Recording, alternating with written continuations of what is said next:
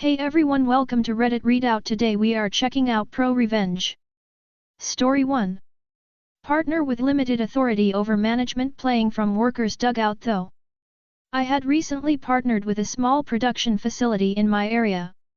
Our contract was based on capital investment along with designing/implementing new automation processes, our outlook finished in 8mo. Was a typical small production facility comprised of 50 production workers through 2 shifts of 12 hours that ran 2 days on then 3 days off.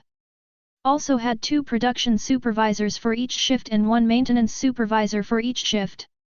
The people and their attitude is ultimately what led to my decision to be more than an outside contractor for this company until I worked the night shift for a week due to shutdowns that needed to occur to implement certain line upgrades.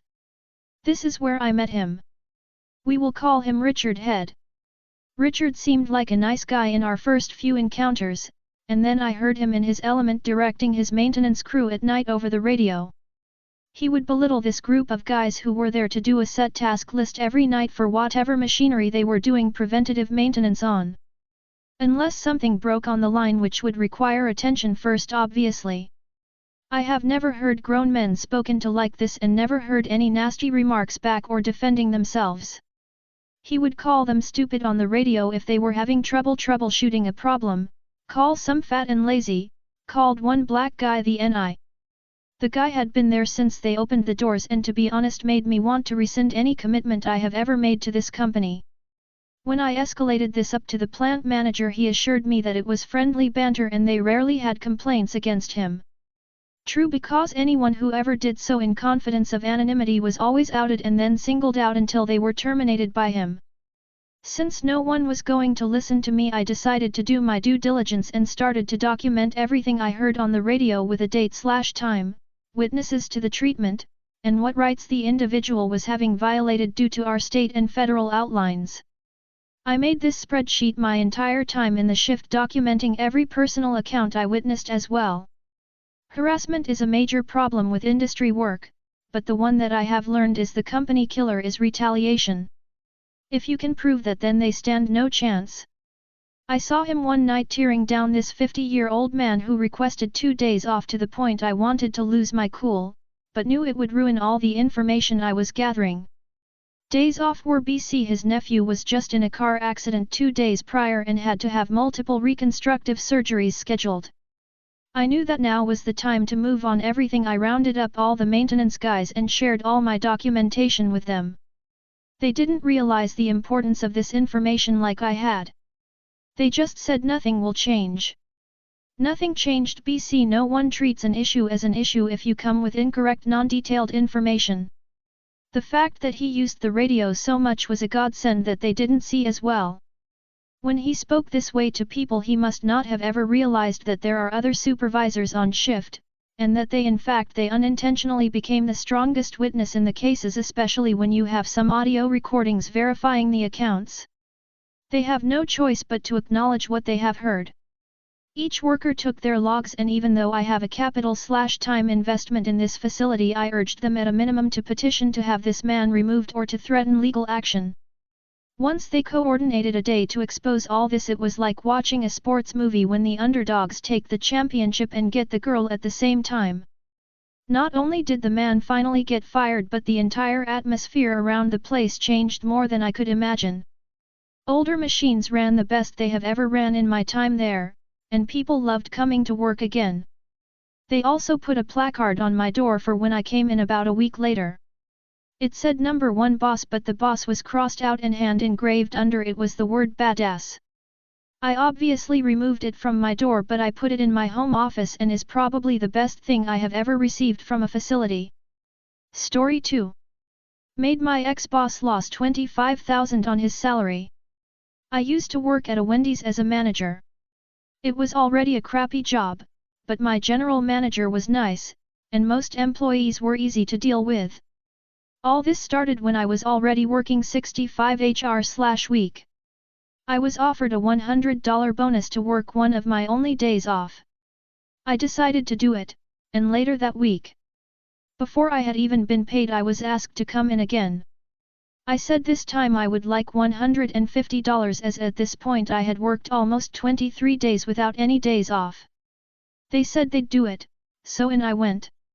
Cut forward 3 weeks, I've been asking about my money for a while now. I am told by my general manager that I could speak to my district manager as he would be in later that night. The conversation goes like me, hey, do you know what's going on with the bonus? I'm owed $250 with both the day's district manager, well, that's why I came here. The store has been having trouble making money. So, basically he's telling me that my performance isn't good enough. At this point I'm working dinner rush and the whole night with me and 3 others, my GF, best friend, and other friend that has grown close. District manager, your shift isn't making as much money as others, and your drive time is higher me, well, we are doing all we can. It takes extra time when we only have half the number of people with the same amount of customers. District manager, that's really no excuse. Me, when am I going to receive my bonus? My DM was a very sheepish man, pussy, so he is very obviously scared when he tells me this. District manager, we cannot give you a bonus until the revenue rises and drive time goes down. I am speechless at this point, the rest of the conversation was a blur. I grew up on the south side, you didn't mess with people's money. A day passes, I've had time to collect myself and speak to my entire crew. Everyone agrees to walk out with me. So I call my district manager. The phone starts to ring but then it cuts off. He declined my call. So I called him again and again and again. Finally I just leave him a voicemail.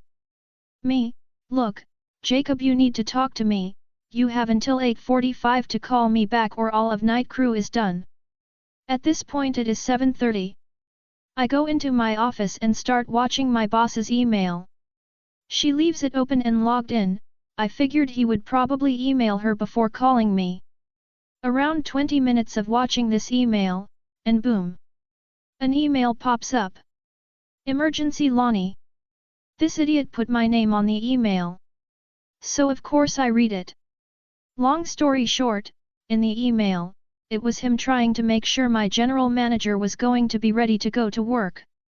AKA, he wasn't going to call me or give me my money, so I get all my people together and we walk out leaving everything out, all the meat, all the toppings, the fryer. Everything. The next day I turn in my keys. About a week later I'm called by my brother. Me, what's up? Brother, Jacob lost all of his stores. He has to go back to Indiana. My brother worked at the store as well. If you don't know, district managers' pay is based on the amount of stores they have and how much they make. When he moved to Indiana his wages got reduced for $65,000 to around $40,000. All this for $250. Story 3. Redneck thinks it's funny to yank out mailboxes my dad makes him pay. Disclaimer, this happened a long time ago, but still makes me giggle to this day.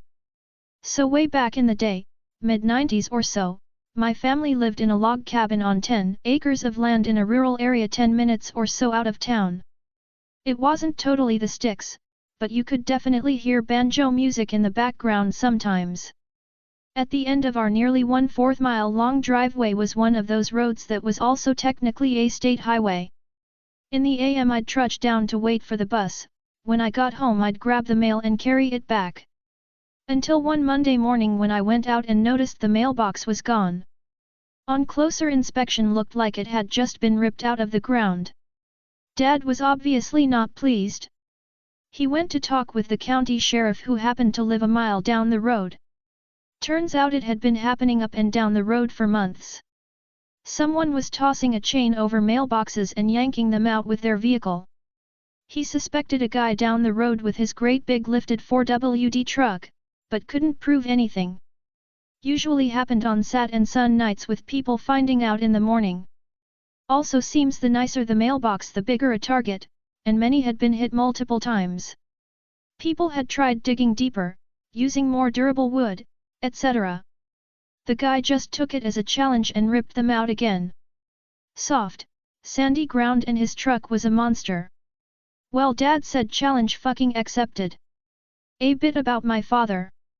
He's a steel worker with an engineering background and graduate degree. Built like a bear with forearms the size of my fricka-ing legs. Most people looking at him would never think this monster of a man is also brilliant, but he is.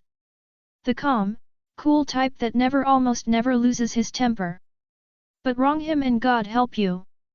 So Dad goes to Lowe's and buys the fanciest, prettiest mailbox they sell. He then proceeds to install it on top of an 8 feet long cylinder of 3 diameter hardened tool steel. But he wasn't done there.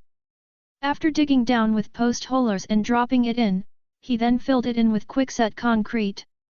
To really sell it, he then used some strips of 1/2 wood to cover the steel core of his now indestructible mailbox of doom. Primed and painted them so it looked like a standard 4-post. And even had my mom decorate it with flowers and such. He wanted it to be as tempting of a target as possible. Didn't even take a week. I went out for school in the morning and found the mailbox right where it should be. Attached to it was 30 feet of chain and an entire hitch assembly. Ripped right off the truck's frame, sheared the bolts. It was marvelous to behold. Sheriff gets called over, dies laughing when he sees it. He went to the house of the guy that was suspected and sure enough verified the damage to his truck matched. Fun fact. Fucking with a mailbox is a federal crime. As in you go to federal prison, not those cushy state places. Dad was unofficially rewarded by the sheriff's department with a few cases of beer and some venison. And after that every deputy in town would flash him a thumbs up whenever they saw him. Dr. Guy was pulling out mailboxes with a chain attached to his truck. Dad makes invincible mailbox. Guy goes to federal prison. Edit. Apparently vandalism to mailboxes is far more common than I thought, and other people have taken similar measures. I guess great minds think alike. Edit 2. As many have commented, apparently federal prison is actually a lot better than state. Didn't know that, sorry. Story 4. The Great Arby's Avalanche. In my high school years I had a typical high school job of fast food worker at Arby's. Most of the job was very easy. And surprisingly fun unless there was a real *thead manager that happened to be working that day. Well. This is a story about revenge on a boss/manager. Our store had a real gem female manager that was very out and open about her hating men. She was a lesbian, nothing wrong with that, and made it very clear to all males she absolutely did not matter to her. She would give females extra breaks, allow them to be late, give them free food, etc. The males on the other hand were treated like actual piles of dog dada. The manager would leave us alone during busy times and sit in her car. She would take insane amount of smoke breaks and whine and complain at us when she'd come back and things would be all backed up. Eventually several months of her garbage attitude and clear hatred got the best of me, and one day I had enough and I hatched a plan. Arby's, at that time, used to take call-ahead orders on large workplace or party orders. People would call in and say they needed X amount of sandwiches for a luncheon. These call-in orders didn't need verified in any way. Anyone could call these in. I heard a different manager one time explain to someone that if someone were to call in a $300 order and ditch the order, he'd probably get fired for allowing that much beef to get wasted. The roast beef product at Arby's is treated like gold. One day I knew this manager was working with me and I executed my plan. About halfway through the shift I used the bathroom and texted a friend that was willing to help me. I simply texted him, "It's go time."